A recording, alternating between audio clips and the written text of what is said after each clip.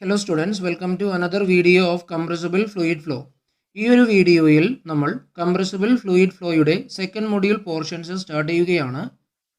ഈ ഒരു വീഡിയോയിൽ നമ്മൾക്ക് ഡീൽ ചെയ്യേണ്ട പോർഷൻസ് ആണ് ഇവിടെ കൊടുത്തിരിക്കുന്നത്. First one syllabus, second one comparison of isentropic and adiabatic process and third one Mach number variation. First of all syllabus. Module 2-ൽ നമ്മൾക്ക് ഡീൽ ചെയ്യേണ്ട പോർഷൻസ് ആണ് ഇവിടെ സിലബസിൽ കൊടുത്തിരിക്കുന്നത്. One dimensional study isentropic flow, adiabatic and isentropic flow of perfect gas, basic equations, area velocity relation using one dimensional approximation, nozzle and diffuser, mass flow rate, choking in isentropic flow, flow coefficients and efficiency of nozzle and diffuser, working tables, charts and tables for isentropic flow operations of nozzle under varying pressure ratios, over expansion and under expansions in nozzles. അപ്പോൾ ഇത്രയുമാണ് module 2-ൽ നമ്മൾക്ക് deal ചെയ്യേണ്ട portions. First one, nozzle and diffusers. അപ്പോൾ ഈ ഒരു വീഡിയോയിൽ നമ്മൾക്ക് ആദ്യം നോസിലും അതേപോലെ ഡിഫ്യൂസറും എന്താണെന്നുള്ളത് മനസ്സിലാക്കണം. ഇതിനു മുന്നേയുള്ള തെർമൽ എഞ്ചിനീയറിംഗിലും അതേപോലെ മെക്കാനിക്സ് ഓഫ് ഫ്ലൂയിഡ്സ് പോലുള്ള സബ്ജക്റ്റിൽ പഠിച്ചിട്ടുള്ളതാണ്. എങ്കിലും നമുക്കിവിടെ അതിൻ്റെ ഡെഫിനിഷൻസ് ഡീൽ ചെയ്യാം. First one, nozzle. Nozzle is a mechanical device used to increase flow velocity and decrease the pressure of flowing fluid. അതായത് ഒരു ഫ്ലോയിങ് ഫ്ലൂയിഡിൻ്റെ വെലോസിറ്റി ഇൻക്രീസ് ചെയ്യാനും പ്രഷർ ഡിക്രീസ് ചെയ്യാനായിട്ടുള്ള ഡിവൈസാണ് നോസിൽ. അങ്ങനെയാണെങ്കിൽ നോസിലിൽ ഒക്കർ ചെയ്യുന്ന പ്രോസസ്സ് എന്ന് പറഞ്ഞാൽ എക്സ്പാൻഷൻ ആയിരിക്കും. അതാണ് നമ്മളിതിൽ നോട്ട് ചെയ്യേണ്ടത്. എഴുതി വയ്ക്കുക, എക്സ്പാൻഷൻ. അപ്പോൾ നോസിലിൽ ഒക്കർ ചെയ്യുന്ന അല്ലെങ്കിൽ നടക്കുന്ന പ്രോസസ്സ് എന്ന് പറഞ്ഞാൽ ഇത് എക്സ്പാൻഷൻ ആണ്. കാരണം ഇവിടെ പ്രഷർ എന്ത് ചെയ്യാണ്, ഡിക്രീസ് ചെയ്യാണ്, അതേപോലെ വെലോസിറ്റി ഇൻക്രീസ് ചെയ്യണം. So expansion process. ഇനി ഇതിൻ്റെ കൂടെ രണ്ട് പ്രധാനപ്പെട്ട അസംഷൻസ് കൂടി മേക്ക് ചെയ്യണം. ഒന്ന് ഡി പി, മറ്റൊന്ന് ഡി സി. ഡി പി എന്ന് പറഞ്ഞാൽ change in pressure, D C എന്ന് പറഞ്ഞാൽ ചേഞ്ച് ഇൻ വെലോസിറ്റി. അങ്ങനെയാണെങ്കിൽ നോസിലിൻ്റെ കേസിൽ ഡി പി എപ്പോഴും എന്തായിരിക്കും, നെഗറ്റീവ് ആയിരിക്കും. കാരണം ഇവിടെ നോസിലിൽ പ്രഷർ കുറയുകയാണ് ചെയ്യുക. So D P always negative in case of nozzle. അതേ സമയത്ത് വെലോസിറ്റി എന്ത് ചെയ്യണം, ഇൻക്രീസ് ചെയ്യണം. സോ ഡി സി എന്നുള്ളത്, ചേഞ്ച് ഇൻ വെലോസിറ്റി എന്നുള്ളത് എപ്പോഴും പോസിറ്റീവ് ആയിരിക്കും. അപ്പോൾ ഇത്തരം കാര്യങ്ങൾ നോസിലായിട്ട് ബന്ധപ്പെട്ട് നോട്ട് ചെയ്ത് വയ്ക്കുക. ഇത് പിന്നീട് നമുക്ക് ആവശ്യം വരും. ഓക്കെ, അപ്പോൾ നോസിൽ എന്ന് പറഞ്ഞാൽ it's a mechanical device used to increase flow velocity and decrease pressure of the flowing fluid. The process taking place in nozzle is expansion and dp is negative and dc is positive in case of nozzles. Next one, diffuser. Diffuser is a mechanical device used to increase pressure of the flowing fluid and decrease flow velocity. അതായത് ഒരു flowing ഫ്ലൂയിഡിൻ്റെ pressure increase ചെയ്യാനും velocity decrease ചെയ്യാനായിട്ടുള്ള ഡിവൈസാണ് diffuser. അങ്ങനെയാണെങ്കിൽ നേരത്തെ പറഞ്ഞതിന് opposite ആണ്, അതായത് നോസിലിന് opposite ആണ് ഡിഫ്യൂസറിൽ നടക്കുന്ന പ്രോസസ്സ്. നോസിലിൽ എക്സ്പാൻഷൻ ആണെങ്കിൽ ഡിഫ്യൂസറിൽ കംപ്രഷൻ ആണ് നടക്കുക. കാരണം ഇവിടെ പ്രഷർ ഇൻക്രീസ് ചെയ്യാണ് ചെയ്യുക. അപ്പോൾ അത് ഞാനിവിടെ എഴുതാം, അത് നിങ്ങൾ നോട്ട് ചെയ്യാം. So the process taking place in diffuser is compression. ഇനി ഇവിടെ നമ്മൾക്ക് രണ്ട് പ്രധാനപ്പെട്ട അസംഷൻസ് കൂടിയുണ്ട്. അതൊന്ന് ചേഞ്ച് ഇൻ പ്രഷർ ഡി പിയും അതേപോലെ ചേഞ്ച് ഇൻ വെലോസിറ്റി ഡി സിയും ആണ്. നേരത്തെ നമ്മൾ നോസിലിൻ്റെ കേസിൽ ഡി പി എന്നുള്ളത് എപ്പോഴും നെഗറ്റീവ് ആണെന്ന് പറഞ്ഞു. അങ്ങനെയാണെങ്കിൽ ഡിഫ്യൂസറിൽ അതെന്തായിരിക്കും, എപ്പോഴും ഡി പി എന്നുള്ളത് പോസിറ്റീവ് ആയിരിക്കും. അതാണ് ആദ്യം നോട്ട് ചെയ്യേണ്ടത്. ഇനി D C, change in velocity, ഡിഫ്യൂസറിൻ്റെ കേസിൽ എപ്പോഴും എന്തായിരിക്കും, അത് നെഗറ്റീവ് ആയിരിക്കും. കാരണം വെലോസിറ്റി ഇവിടെ ഡിക്രീസ് ചെയ്യപ്പെടുകയാണ് ചെയ്യുക. സോ ഡി സി എന്ന് പറഞ്ഞാൽ നെഗറ്റീവ് ആയിരിക്കും. അപ്പോൾ ഇത്തരം പോയിന്റുകൾ നോട്ട് ചെയ്ത് വയ്ക്കുക. പിന്നീട് നമ്മൾക്ക് ഇത് മാക് നമ്പർ വേരിയേഷൻ എന്നുള്ള ഒരു ഡെറിവേഷൻ ഉണ്ട്. ആ സമയത്ത് നമുക്ക് ഈ പറയുന്ന ഡി പി നോസിൻ്റെ കേസിൽ നെഗറ്റീവ് ആണെന്നുള്ളതും ഡിഫ്യൂസറിൻ്റെ കേസിൽ പോസിറ്റീവ് ആണെന്നുള്ളതും നമുക്ക് മാക് നമ്പർ വേരിയേഷൻ എന്നുള്ള ഡെറിവേഷനിൽ ആവശ്യമായിട്ട് വരും. Comparison of isentropic and adiabatic process. നമുക്കിവിടെ ഐസെൻട്രോപിക് പ്രോസസ്സും അഡിയാബാറ്റിക് പ്രോസസ്സും തമ്മിലുള്ള കമ്പാരിസൺ ആണ് പഠിക്കേണ്ടത്. ഈ ഒരു കമ്പാരിസൺ സ്റ്റഡി രണ്ട് കേസസിലൂടെയാണ് നമ്മൾ കംപ്ലീറ്റ് ചെയ്യുക. ഫസ്റ്റ് കേസിൽ നമ്മളൊരു ഐസെൻട്രോപിക് എക്സ്പാൻഷൻ പ്രോസസ്സിനെ അഡിയാബാറ്റിക് എക്സ്പാൻഷൻ പ്രോസസ്സായിട്ട് കമ്പയർ ചെയ്യും. രണ്ടാമത്തെ കേസിൽ ഐസെൻട്രോപിക് കംപ്രഷനെയും അഡിയാബാറ്റിക് കംപ്രഷനെയും തമ്മിൽ കമ്പയർ ചെയ്യും. നമുക്ക് ആദ്യം ഐസെൻട്രോപിക് എക്സ്പാൻഷനും അഡിയാബാറ്റിക് എക്സ്പാൻഷനും തമ്മിലുള്ള കമ്പാരിസൺ പഠിക്കാം. അതിനുവേണ്ടി നമുക്ക് രണ്ട് നോസിൽസ് ഇവിടെ വരയ്ക്കാം. അപ്പോൾ ആദ്യത്തെ നോസിലാണ് ഈ വരയ്ക്കുന്നത്. ഫസ്റ്റ് നോസിലൂടെ ഒക്കർ ചെയ്യുന്ന പ്രോസസ്സ് ഐസെൻട്രോപിക് എക്സ്പാൻഷൻ ആണ്. ഇനി ഇതിൻ്റെ ഇനിഷ്യൽ സ്റ്റേറ്റ് 1 ആയിട്ടും ഫൈനൽ സ്റ്റേറ്റ് 2s ആയിട്ടും റെപ്രസെൻറ്റ് ചെയ്യാം. ഇനി ഇതിൻ്റെ ഇൻലെറ്റ് സൈഡിലെ പ്രഷർ P1 ആയും അതേപോലെ എക്സിറ്റ് സൈഡിലെ പ്രഷർ P2 ആയിട്ട് നമ്മൾ റെപ്രസെൻറ്റ് ചെയ്യണം. ഇനി രണ്ടാമതൊരു നോസിൽ വരയ്ക്കുകയാണ്. ഇതിലൂടെയാണ് അഡയാബാറ്റിക് എക്സ്പാൻഷൻ ഒക്കർ ചെയ്യുക. ഇനി ഇതിൻ്റെ ഇൻലെറ്റ് സൈഡ് 1 ആയിട്ടും ഔട്ട്ലെറ്റ് സൈഡ് 2A ആയിട്ടും റെപ്രസെൻറ്റ് ചെയ്യാം. ഇനി ഇതിൻ്റെയും ഇൻലെറ്റ് സൈഡിലെ പ്രഷർ P1 ആണ്, അതേപോലെ എക്സിറ്റ് സൈഡിലെ പ്രഷർ P2 ആണ്. അപ്പോൾ രണ്ട് നോസിൽസിലെയും, അതായത് ഫസ്റ്റ് നോസിലെയും സെക്കൻഡ് നോസിലെയും ഇൻലെറ്റിലെയും ഔട്ട്ലെറ്റിലെയും പ്രഷറുകൾ സെയിം ആണ്. പക്ഷേ ഫസ്റ്റ് നോസിലൂടെ ഐസെൻട്രോപിക് എക്സ്പാൻഷനും സെക്കൻഡ് നോസിലൂടെ അഡയാബാറ്റിക് എക്സ്പാൻഷനാണ് ഒക്കർ ചെയ്യുക. അപ്പോൾ ഈ രീതിയിൽ സെയിം പ്രഷറുകൾക്കിടയിൽ എക്സ്പാൻഷൻ പ്രോസസ്സ് നടക്കുന്ന ഐസെൻട്രോപിക് എക്സ്പാൻഷനെയും അഡയാബാറ്റിക് എക്സ്പാൻഷനെയും തമ്മിൽ കമ്പയർ ചെയ്യാൻ എന്നുള്ളതാണ് നമുക്കിവിടെ ചെയ്യേണ്ടത്. അപ്പോൾ അതിനുവേണ്ടി ഈ ഒരു പ്രോസസ്സിൻ്റെ ഗ്രാഫിക്കൽ റെപ്രസെൻറ്റേഷൻ ഇവിടെ കൊടുത്തിട്ടുണ്ട്. അപ്പോൾ ഈ ഒരു റെപ്രസെൻറ്റേഷൻ മനസ്സിലാക്കിയതിന് ശേഷം വേണം നമ്മൾ കമ്പാരിസൺ ചെയ്യാനായിട്ട്. സോ ആദ്യം ഈ ഒരു ഗ്രാഫ് എങ്ങനെ വരയ്ക്കാം എന്നുള്ളത് പറയാം. ഇത് നമുക്ക് എല്ലാം ഒരുമിച്ച് വരയ്ക്കേണ്ടതില്ല, ഞാൻ പറയുന്ന രീതിയിൽ നിങ്ങൾ ഫോളോ ചെയ്ത് പോയാൽ മതി. ആദ്യം ഇവിടെ എക്സ് ആക്സിസ് കാണിക്കുക. എക്സ് ആക്സിസിൽ എൻട്രോപ്പി എന്നുള്ളതാണ് മാർക്ക് ചെയ്യേണ്ടത്. ഇനി വൈ ആക്സിസിൽ ടെമ്പറേച്ചർ മാർക്ക് ചെയ്യുക. ഇനി അതിനുശേഷം ഇവിടെ രണ്ട് കർവുകൾ കാണിക്കുക. ഒരു കർവ് ഇതാണ്, മറ്റൊരു കർവ് ഇതാണ്. ഇതിനെ P1ഉം ഇതിനെ P2 മാർക്ക് ചെയ്തിട്ടുണ്ട്. ഇതെന്താണെന്നുള്ളത് ഞാൻ പറയാം. നമ്മൾ ഇതിനു മുന്നേ തെർമോഡൈനാമിക്സിലും അതേപോലെ തെർമൽ എഞ്ചിനീയറിംഗിലും TS diagram, temperature entropy diagram പഠിച്ചിട്ടുണ്ട്. സെയിം ഡയഗ്രാമാണ് ഈ കാണുന്നത്. നമുക്കറിയാം ടെമ്പറേച്ചർ എൻട്രോപ്പി ഡയഗ്രത്തിൽ കുറേയധികം കർവുകളുണ്ടാവും. ആ കർവുകൾ രണ്ടെണ്ണമാണ് ഇവിടെ കാണിച്ചിരിക്കുന്നത്. ഇനി ഈ കർവുകളെയാണ് ഐസോബാറിക് കർവുകൾ എന്ന് പറയാം. ഈ കർവുകളുടെ പ്രത്യേകത എന്താണെന്ന് വെച്ചാൽ, സപ്പോസ് ഈ ഒരു പോയിന്റും നമ്മൾ കമ്പയർ ചെയ്യാം. നോക്കുക, ഈ പോയിന്റിലെ ടെമ്പറേച്ചറും ഈ പോയിന്റിലെ ടെമ്പറേച്ചറും വ്യത്യാസമുണ്ട്. സെയിം രീതിയിൽ ഇവിടത്തെയും ഈ പോയിന്റിലെയും എൻട്രോപ്പിയും വ്യത്യാസമുണ്ട്. പക്ഷേ ഈ രണ്ട് പോയിന്റുകളിലെയും പ്രഷേഴ്സ് സെയിം ആയിരിക്കും. അപ്പോൾ ഈ രീതിയിൽ ഒരു ടെമ്പറേച്ചർ എൻട്രോപ്പി ഡയഗ്രത്തിൽ ടെമ്പറേച്ചർ വേരി ചെയ്യുകയും ടെമ്പറേച്ചറും എൻട്രോപ്പിയും വേരി ചെയ്യുകയും പക്ഷേ പ്രഷറുകൾ സെയിം ആയിട്ട് നിൽക്കുന്ന പോയിന്റുകളെ തമ്മിൽ വരയ്ക്കുന്ന കർവിനെയാണ് ഐസോബാറിക് കർവുകൾ എന്ന് പറയാം. സോ ഈ കാണുന്നതെല്ലാം ഐസോബാറിക് കർവുകളാണ്. ഐസോബാറിക് കർവുകളുടെ പ്രത്യേകത എന്താണ്? ഈ കർവുകളിൽ ടെമ്പറേച്ചറും എൻട്രോപ്പിയും വേരി ചെയ്താൽ പോലും അവിടെ എന്തായിരിക്കും? പ്രഷേഴ്സ് സെയിം ആയിരിക്കും. സോ ഈ കാണുന്ന രണ്ട് കർവുകളാണ് ഐസോബാറിക് കർവുകൾ. നമ്മളിവിടെ കമ്പയർ ചെയ്യുന്ന രണ്ട് ഐസോബാറിക് കർവുകൾ. സോ ഈ കാണുന്നത് P1ൻ്റെ ഐസോബാറിക് കർവാണ്, ഈ കാണുന്നതാണ് P2ൻ്റെ ഐസോബാറിക് കർവ്. നമുക്കറിയാം ഇൻലെറ്റിലെ പ്രഷറാണ് P1, എക്സിറ്റിലെ പ്രഷറാണ് P2. ഇനി നമ്മൾക്ക് ഇവിടെ ഈ 1 എന്നുള്ള സ്റ്റേറ്റുകൾ റെപ്രസെൻറ്റ് ചെയ്യണം. നമുക്കറിയാം ഈ കാണിച്ചിരിക്കുന്ന ഫിഗറിൽ നിന്നും ഐസെൻട്രോപിക് എക്സ്പാൻഷൻ്റെയും അഡയാബാറ്റിക് എക്സ്പാൻഷൻ്റെയും ഇൻലെറ്റ് സൈഡ് എന്താണ്? സെയിം തന്നെയാണ്, 1 തന്നെയാണ്. സോ നമ്മളിവിടെ P1 എന്നുള്ള പ്രഷറിൽ റാൻഡമായിട്ട് ഒരു പോയിന്റ് മാർക്ക് ചെയ്യുക. ആ പോയിന്റാണ് ഈ കാണുന്നത്. അവിടെ 1 എന്നും മാർക്ക് ചെയ്യുക. അതാണ് ഇൻലെറ്റ് സ്റ്റേറ്റിനെ റെപ്രസെൻറ്റ് ചെയ്യുന്നത്. ഇനി ഈ ഓരോ കേസസിൻ്റെയും, അതായത് ഐസെൻട്രോപിക് എക്സ്പാൻഷൻ്റെയും അഡയാബാറ്റിക് എക്സ്പാൻഷൻ്റെയും ഫൈനൽ സ്റ്റേറ്റുകൾ 2Sഉം അതേപോലെ 2Aയും മാർക്ക് ചെയ്യണം. ഇതിൻ്റെ പ്രത്യേകത എന്ന് പറഞ്ഞാൽ 2Sഉം 2Aയും സെയിം പ്രഷർ ലൈനിലാണ് വരിക. സോ പക്ഷേ അതാണ് ഇവിടെ 2S ഇവിടെയും വന്നിരിക്കുന്നത്. നമുക്കിത് എങ്ങനെ മാർക്ക് ചെയ്യാമെന്നുള്ളത് നോക്കാം. 2Sഉം 2Aയും സെയിം പ്രഷർ ലൈനിലാണ്. ഇതെങ്ങനെയാണ് ഇവിടെ വരുന്നത്? 2S എങ്ങനെയാണ് ഇവിടെ വരുന്നത്? 2A എങ്ങനെയാണ് ഇവിടെ വരുന്നത് എന്നുള്ളതാണ് ഇനി പഠിക്കേണ്ടത്. ആദ്യത്തേത് 2S എങ്ങനെ മാർക്ക് ചെയ്യാമെന്നുള്ളത്. നമുക്കറിയാം 1ൽ നിന്ന് 2Sലേക്ക് നടക്കുന്ന പ്രോസസ്സ് എന്ന് പറഞ്ഞാൽ ഐസെൻട്രോപിക് ആണ്. എന്താണ് ഐസെൻട്രോപിക് പ്രോസസ്സ്? എൻട്രോപ്പി കോൺസ്റ്റൻ്റ് ആയിട്ടുള്ള പ്രോസസ്സാണ് ഐസെൻട്രോപിക് പ്രോസസ്സ്. സോ 1ൽ നിന്നും 2Sലെത്തുമ്പോഴേക്കും എൻട്രോപ്പി എന്ത് ചെയ്യാൻ പാടില്ല? വേരി ചെയ്യാൻ പാടില്ല. സോ 1ൽ നിന്നും സ്ട്രെയിറ്റ് ലൈനായിട്ട് വെർട്ടിക്കലി ഡൗൺവേർഡ് ആയിട്ട് വേണം നമ്മൾ പ്രോസസ്സ് കാണിക്കാനായിട്ട്.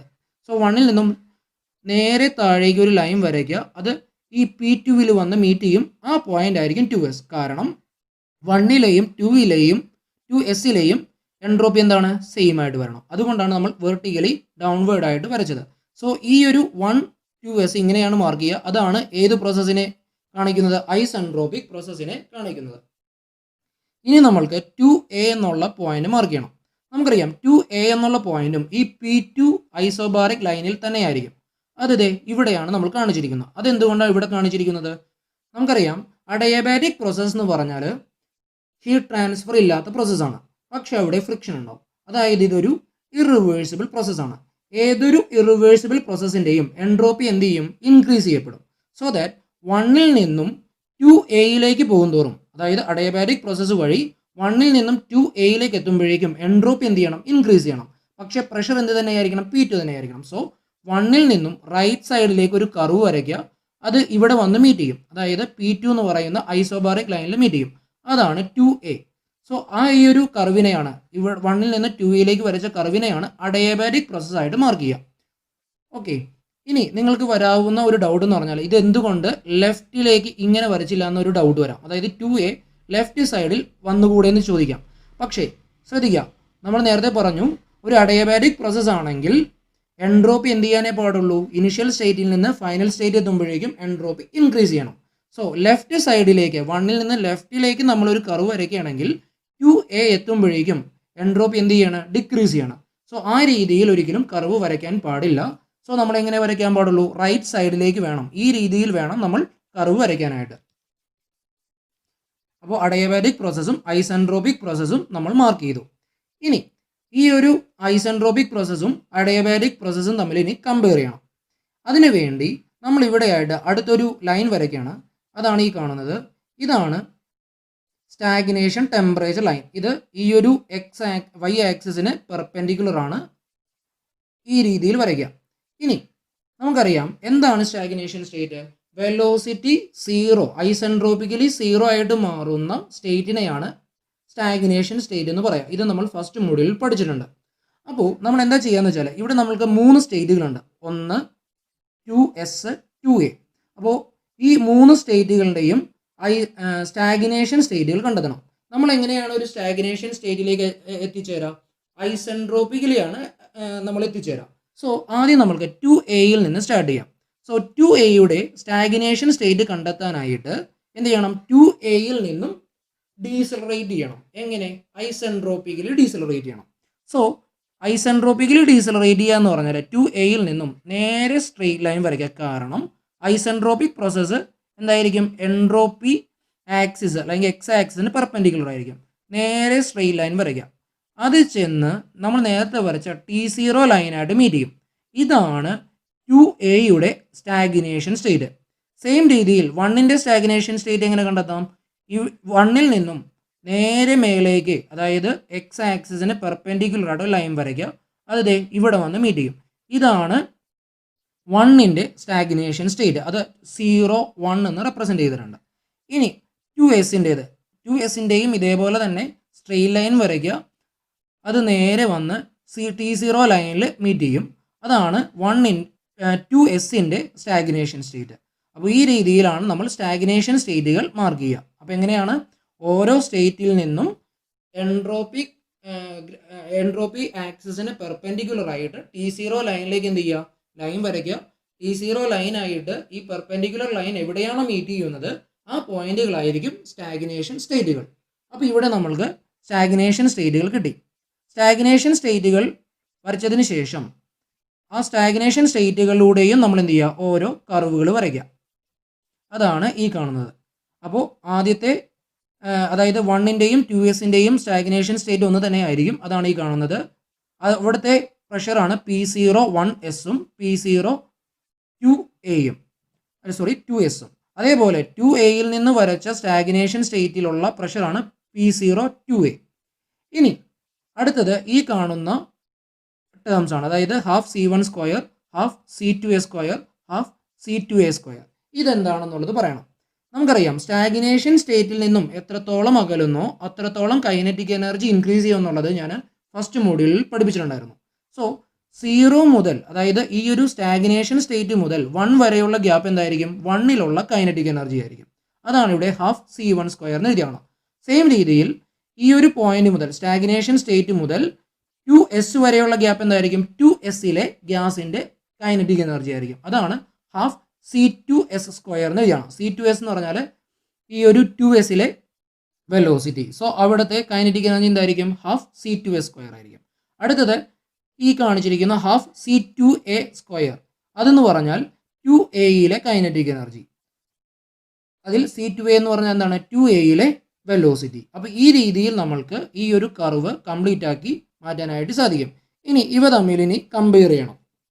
അപ്പോൾ നിങ്ങൾക്ക് ഈ കാണിച്ചിരിക്കുന്ന ഗ്രാഫ് മനസ്സിലായി എന്ന് വിചാരിക്കണം. ഇനി കമ്പാരിസൺസിലേക്ക് പോകാം. ആദ്യത്തേത് T2A ഗ്രേറ്റർ ദാൻ T2S. അതായത് എന്താണ് T2S? അതായത് ഐസെൻട്രോപ്പിക് എക്സ്പാൻഷൻ വഴി അച്ചീവ് ചെയ്യുന്ന ഫൈനൽ സ്റ്റേറ്റ് ആണ് 2S. അതിന് കറസ്പോണ്ടിങ് ആയിട്ടുള്ള ടെമ്പറേച്ചർ ആണ് T2S. അതേപോലെ അഡയാബാറ്റിക് എക്സ്പാൻഷൻ വഴി അച്ചീവ് ചെയ്യുന്ന ഫൈനൽ സ്റ്റേറ്റ് ആണ് 2A. അതിന് കറസ്പോണ്ടിങ് ആയിട്ടുള്ള ടെമ്പറേച്ചർ ആണ് T2A. അതിവിടെ കാണിച്ചിട്ടില്ല, ഞാനിവിടെ എഴുതാം T2A. ഇവ തമ്മിൽ കമ്പയർ ചെയ്യണമെങ്കിൽ ഗ്രാഫിൽ നിന്ന് നിങ്ങൾക്ക് എഴുതാം T2A is greater than T2S. അതായത് അഡയാബാറ്റിക് പ്രോസസ്സിൽ ടെമ്പറേച്ചർ ഡ്രോപ്പ് കുറവായിരിക്കും അല്ലേ. എന്താ കാര്യം? 1ൽ നിന്ന് T2A വരെ എന്ത് ചെയ്യുന്നുള്ളൂ? അഡയാബാറ്റിക് എക്സ്പാൻഷൻ പ്രോസസ്സിൽ ടെമ്പറേച്ചർ ഡ്രോപ്പ് ചെയ്യുന്നുള്ളൂ. അതേ സമയത്ത് എക്സ്പാൻഷൻ്റെ സമയത്ത് 1ൽ നിന്നും T2S വരെ, T1 മുതൽ T2S വരെ എന്ത് ചെയ്യുന്നുണ്ട്? ടെമ്പറേച്ചർ ഡ്രോപ്പ് ചെയ്യുന്നുണ്ട്. അങ്ങനെയും നമുക്ക് എഴുതാം. So T2A is greater than T2S. അടുത്തത് half C2A square is less than half C2S square. നമുക്കിവിടെ എഴുതാം, ഇതിൽ ഹാഫ് C2S സ്ക്വയർ ആണ് ഗ്രേറ്റർ, അതേപോലെ ഹാഫ് C2A സ്ക്വയർ ലെസ്സർ ആണ്. അപ്പോൾ എന്താണ്? ഐസെൻട്രോപ്പിക് എക്സ്പാൻഷൻ വഴി കൂടുതലായിട്ട് കൈനറ്റിക് എനർജി അച്ചീവ് ചെയ്യാം. അതേ സമയത്ത് അഡയാബാറ്റിക് പ്രോസസ്സ് വഴി അച്ചീവ് ചെയ്യുന്ന കൈനറ്റിക് എനർജി ഐസെൻട്രോപ്പിക് എക്സ്പാൻഷനേക്കാളും കുറവായിരിക്കും. Next one, P02A is less than P02S. എന്താണ് P02A? അഡയാബാറ്റിക് എക്സ്പാൻഷൻ്റെ ഫൈനൽ സ്റ്റേറ്റിന് കറസ്പോണ്ടിങ് ആയിട്ടുള്ള സ്റ്റാഗ്നേഷൻ പ്രഷറാണ് P02A. അതേപോലെ ഐസെൻട്രോപ്പിക് എക്സ്പാൻഷൻ പ്രോസസ്സിൻ്റെ ഫൈനൽ സ്റ്റേറ്റിനുള്ള സ്റ്റാഗ്നേഷൻ പ്രഷറാണ് P02S. ഇവ തമ്മിൽ കമ്പയർ ചെയ്യുകയാണെങ്കിൽ P02S, അതായത് ഐസെൻട്രോപ്പിക് എക്സ്പാൻഷൻ പ്രോസസ്സിൻ്റെ ഫൈനൽ സ്റ്റേറ്റിൻ്റെ സ്റ്റാഗ്നേഷൻ പ്രഷർ ആയിരിക്കും വലുത് എന്തിനേക്കാളും? അഡയാബാറ്റിക് എക്സ്പാൻഷൻ പ്രോസസ്സിൻ്റെ ഫൈനൽ സ്റ്റേറ്റിൻ്റെ സ്റ്റാഗ്നേഷൻ പ്രഷറിനേക്കാളും. ഇതാണ് 3 കമ്പാരിസൺസ്. ഓക്കെ, ഇനി നമ്മൾ ഈ ഒരു ഐസെൻട്രോപ്പിക് എക്സ്പാൻഷൻ്റെയും അതേപോലെ അഡയാബാറ്റിക് എക്സ്പാൻഷൻ്റെയും PV ഡയഗ്രാം കൂടി വരയ്ക്കാം. അതാണ് ഇവിടെ കാണിച്ചിരിക്കുന്നത്. 1 എന്നുള്ള സ്റ്റേറ്റ് കാണാം, അതേപോലെ 2S 2A കാണാം. അവിടെ നിന്ന് നമുക്കറിയാം എക്സ്പാൻഷൻ്റെ സമയത്ത് പ്രഷർ കുറയണം, അതേപോലെ വോളിയം വർദ്ധിക്കണം. സോ ഈ രീതിയിലായിരിക്കും കർവുകൾ വരാം. സോ ആദ്യത്തേത് അഡയാബാറ്റിക് പ്രോസസ്സാണ്, മറ്റേത് ഐസെൻട്രോപ്പിക് പ്രോസസ്സാണ്. ഇനി ഇവ തമ്മിൽ കമ്പയർ ചെയ്യണമെങ്കിൽ നമുക്ക് മനസ്സിലാവും. നോക്കുക, ഈ ഐസെൻട്രോപ്പിക് എക്സ്പാൻഷൻ വഴി അച്ചീവ് ചെയ്യുന്ന വോളിയം ഇതാണ്. അതേ സമയത്ത് അഡയാബാറ്റിക് എക്സ്പാൻഷൻ വഴി അച്ചീവ് ചെയ്യുന്ന വോളിയം ഇതാണ്. ഇതിനെ നമ്മൾക്ക് V2S എന്നും അതേപോലെ അഡയാബാറ്റിക് പ്രോസസ്സ് വഴി അച്ചീവ് ചെയ്യുന്ന ഫൈനൽ വോളിയത്തിനെ V2A എന്നും റെപ്രസെൻറ്റ് ചെയ്യാം. അങ്ങനെയാണെങ്കിൽ ഇവ തമ്മിൽ കമ്പയർ ചെയ്യണമെങ്കിൽ, വോളിയംസ് തമ്മിൽ കമ്പയർ ചെയ്യണമെങ്കിൽ നമുക്ക് എഴുതാം V2A is greater than V2S എന്ന് നമുക്ക് എഴുതാം. ഇതാണ് അടുത്ത കമ്പാരിസൺ. അപ്പോൾ ഈ രീതിയിൽ നമുക്ക് ഐസെൻട്രോപ്പിക് എക്സ്പാൻഷനും അഡയാബാറ്റിക് എക്സ്പാൻഷനും തമ്മിലുള്ള കമ്പാരിസൺ കംപ്ലീറ്റ് ചെയ്യാം. ഇനി നമ്മൾക്ക് ഐസെൻട്രോപ്പിക് കംപ്രഷനും അഡയാബാറ്റിക് കംപ്രഷനും തമ്മിലുള്ള കമ്പാരിസൺ പഠിക്കണം. അതിനുവേണ്ടി 2 ഡിഫ്യൂസേഴ്സ് ഇവിടെ കാണിച്ചിട്ടുണ്ട്. ഫസ്റ്റ് ഡിഫ്യൂസറിലൂടെയാണ് ഐസെൻട്രോപ്പിക് കംപ്രഷൻ ഒക്കർ ചെയ്യുന്നത്. ഇതിൻ്റെ ഇനിഷ്യൽ സ്റ്റേറ്റ് 1 ആയിട്ടും ഫൈനൽ സ്റ്റേറ്റ് 2S ആയിട്ടും കാണിച്ചിട്ടുണ്ട്. ഇതിൻ്റെ ഇനിഷ്യൽ പ്രഷർ P1 ആണ്, ഫൈനൽ പ്രഷർ P2 ആണ്. സെയിം രീതിയിൽ ഈ കാണിച്ചിരിക്കുന്നതാണ് അഡയാബാറ്റിക് കംപ്രഷൻ പ്രോസസ്സ് നടക്കുന്ന ഡിഫ്യൂസർ. ഇതിൻ്റെ ഇനിഷ്യൽ സ്റ്റേറ്റ് 1 ആണ്, അതേപോലെ ഫൈനൽ സ്റ്റേറ്റ് 2A ആണ്. ഇതിൻ്റെയും ഇനിഷ്യൽ പ്രഷറും ഫൈനൽ പ്രഷറും P1ഉം P2ഉം തന്നെയാണ്. അപ്പോൾ ഈ രീതിയിൽ സെയിം പ്രഷറുകൾക്കിടയിൽ കംപ്രഷൻ നടക്കുന്ന 2 ഡിഫ്യൂസേഴ്സ്, അതായത് ഐസെൻട്രോപ്പിക് ഡിഫ്യൂസറും അതേപോലെ അഡയാബാറ്റിക് ഡിഫ്യൂസറും തമ്മിലുള്ള കമ്പാരിസൺ ആണ് നമുക്ക് ചെയ്യേണ്ടത്. ആദ്യം നമുക്ക് ടെമ്പറേച്ചർ എൻട്രോപ്പി ഡയഗ്രാം വരയ്ക്കാം. അപ്പോൾ നേരത്തെ വരച്ചതുപോലെ തന്നെ എക്സ് ആക്സിസിൽ എൻട്രോപ്പിയും വൈ ആക്സിസിൽ ടെമ്പറേച്ചറും കാണിക്കുക.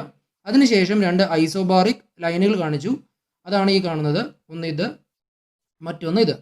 ഇതിൽ നേരത്തെ വരച്ചതിന് ഓപ്പോസിറ്റ് ആയിട്ട് താഴെ P1ഉം മേലെയുള്ള കർവിനെ P2ഉം മാർക്ക് ചെയ്യാം. കാരണം ഇവിടെ കംപ്രഷൻ ആണ്. സോ P1നേക്കാളും ഹയർ പ്രഷർ ആയിരിക്കും P2. സോ അതുകൊണ്ടാണ് P1 താഴെയും P2 മേലെയും കാണിച്ചിരിക്കുന്നത്. ഇനി P1ൽ റാൻഡം ആയിട്ട് ഒരു പോയിന്റ് കാണിച്ചു. അതാണ് നമ്മുടെ ഇനിഷ്യൽ സ്റ്റേറ്റ്. അതായത് ഐസെൻട്രോപ്പിക് കംപ്രഷൻ ഡിഫ്യൂസറിൻ്റെയും അഡയാബാറ്റിക് ഡിഫ്യൂസറിൻ്റെയും ഇനിഷ്യൽ സ്റ്റേറ്റ് അത് 1 തന്നെയാണ്. ഇനി ആദ്യം നമ്മൾക്ക് 2S മാർക്ക് ചെയ്യണം. 2S എന്ന് പറഞ്ഞാൽ നമുക്ക് അച്ചീവ് ചെയ്യുന്നത് എങ്ങനെയാണ്? ഐസെൻട്രോപ്പിക് കംപ്രഷൻ വഴിയാണ്. സോ 1ൽ നിന്നും നേരെ വെർട്ടിക്കലായിട്ട് ലൈൻ വരയ്ക്കുക. അത് P2 ലൈനെ മീറ്റ് ചെയ്യുന്നത് എവിടെയോ അതാണ് 2S. സെയിം രീതിയിൽ 2A മാർക്ക് ചെയ്യണം. നമുക്കറിയാം 1ൽ നിന്ന് 2Aയിലേക്ക് എത്തുന്നത് അഡയാബാറ്റിക് ആയിട്ടാണ്. അതായത് ഇറിവേഴ്സിബിൾ അഡയബാറ്റിക് പ്രോസസ്സാണ്, അതായത് അവിടെ ഫ്രിക്ഷൻ ഉണ്ട്. സോ ദാറ്റ് 1-ൽ നിന്നും റൈറ്റ് സൈഡിലേക്ക് വരച്ച് ഒരു കർവ് വരയ്ക്കുക. അത് P2 ആയിട്ട് മീറ്റ് ചെയ്യുന്ന പോയിന്റ് ആയിരിക്കും 2A. അതാണ് ഈ കാണിച്ചിരിക്കുന്നത്. ഓക്കെ, എന്തുകൊണ്ട് ഇത് ലെഫ്റ്റിലേക്ക് വരച്ചില്ല? കാരണം ലെഫ്റ്റിലേക്ക് വരയ്ക്കുകയാണെങ്കിൽ 1-ലായിരിക്കും, അതായത് ഇനിഷ്യൽ സ്റ്റേറ്റിലായിരിക്കും എൻട്രോപ്പി കൂടുതൽ, അതേ സമയത്ത് ഫൈനൽ സ്റ്റേറ്റിൽ എൻട്രോപ്പി കുറയും. അങ്ങനെ ഒരിക്കലും വരാൻ പാടില്ല. ഇറിവേഴ്സിബിൾ പ്രോസസ്സുകൾ എപ്പോഴും എന്തായിരിക്കണം? എൻട്രോപ്പി ഇൻക്രീസ് ചെയ്യണം. ഇത് നമ്മൾ നേരത്തെ പറഞ്ഞതാണ്. അപ്പോൾ നമ്മൾ 1 മാർക്ക് ചെയ്തു, 2S മാർക്ക് ചെയ്തു, 2Aയും മാർക്ക് ചെയ്തു. ഇതിനുശേഷം 2Sന് കറസ്പോണ്ടിങ് ആയിട്ടുള്ള ടെമ്പറേച്ചർ T2S ആയിട്ടും 2Aക്ക് കറസ്പോണ്ടിങ് ആയിട്ടുള്ള ടെമ്പറേച്ചർ T2A ആയിട്ടും മാർക്ക് ചെയ്തിട്ടുണ്ട്. ഇതിനുശേഷം നമ്മളിവിടെ T0 ലൈൻ, അതായത് സ്റ്റാഗ്നേഷൻ ടെമ്പറേച്ചർ ലൈൻ വരയ്ക്കുക. അതാണ് ഈ കാണുന്നത്. ഇനി ഈ സ്റ്റാഗ്നേഷൻ ടെമ്പറേച്ചർ ലൈനിൽ നിന്ന് 2Aയിൽ നിന്ന് ഒരു വെർട്ടിക്കൽ ലൈൻ വരയ്ക്കുക. അത് ഈ T0 ലൈനായിട്ട് മീറ്റ് ചെയ്യുന്നത് എവിടെയോ അതാണ് 2Aയുടെ സ്റ്റാഗ്നേഷൻ സ്റ്റേറ്റ്. അതേപോലെ 1-ൽ നിന്നും നേരെ പെർപെൻഡിക്കുലർ ആയിട്ട് ഒരു ലൈൻ വരയ്ക്കുക. അത് T0 ലൈനായിട്ട് എവിടെ മീറ്റ് ചെയ്യുന്നോ, സ്റ്റാഗ്നേഷൻ ടെമ്പറേച്ചർ ലൈനായിട്ട് എവിടെ മീറ്റ് ചെയ്യുന്നോ അതാണ് 1-ന്റെ സ്റ്റാഗ്നേഷൻ സ്റ്റേറ്റ്. സെയിം രീതിയിൽ 2Sൽ നിന്നും ഒരു വെർട്ടിക്കൽ വരയ്ക്കുക. അതെവിടെ മീറ്റ് ചെയ്യുന്നു അത് തന്നെയാണ് എന്ത്? 2Sൻ്റെയും സ്റ്റാഗ്നേഷൻ സ്റ്റേറ്റ്. ഇവിടെ 1-നും 2Sനും സെയിം സ്റ്റാഗ്നേഷൻ സ്റ്റേറ്റ് ആയിരിക്കും. അത് നമ്മൾ മാർക്ക് ചെയ്യുക. അതിനുശേഷം ഈ രണ്ട് സ്റ്റാഗ്നേഷൻ സ്റ്റേറ്റുകൾക്കും പ്രഷറുകൾ കാണിക്കുക. പ്രഷർ ലൈനുകൾ, ഐസോബാറിക് ലൈനുകൾ കാണിക്കുക. അതാണ് ഇവിടെ കാണിച്ചിരിക്കുന്നത്. ഇതാണ് P0 2A, ഇതാണ് P0 2Sഉം P0 1Sഉം അല്ലെങ്കിൽ 1ഉം. ഇനി നമുക്കറിയാം ഈ സ്റ്റാഗ്നേഷൻ സ്റ്റേറ്റിൽ നിന്നും അതാത് പോയിന്റുകളിലേക്കുള്ള ഗ്യാപ്പ് ആയിരിക്കും ആ ഓരോ പോയിന്റുകളിലെയും കൈനറ്റിക് എനർജി. സോ ഈ 0-2ഉം 2Aയും തമ്മിലുള്ള ഗ്യാപ്പ് ആയിരിക്കും 2Aയിലെ കൈനറ്റിക് എനർജി. അതാണ് ഹാഫ് C2A² എന്ന് എഴുതിയാണ്. C2A എന്ന് പറഞ്ഞാൽ 2Aയിലെ വെലോസിറ്റി. സെയിം രീതിയിൽ 2Sയിലെ കൈനറ്റിക് എനർജി ഹാഫ് C2S² ആയിരിക്കും, where C2S is the velocity at the point 2S. അതേപോലെ 1-ലെ kinetic energy half C1², where C1 is the velocity at point 1.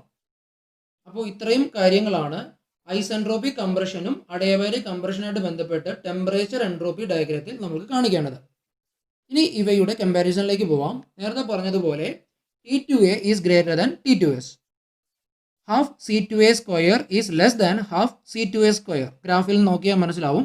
Half C2A² is less than half C2S². ഇനി അടുത്തത് P0 2A is less than P0 2S. അതും ഇവിടെ മനസ്സിലാവും.